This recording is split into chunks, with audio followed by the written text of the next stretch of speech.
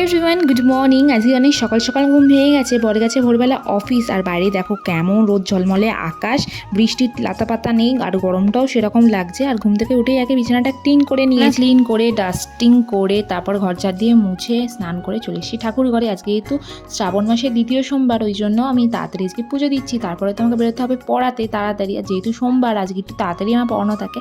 আর এইদিকে দেখো বাবাকে সুন্দর করে সাজিয়ে নিচ্ছি, আর এইদিকে মোটামুটি আমার সব কমপ্লিট। এবারে বাবার মাথায় জল ঢেলে দেবো।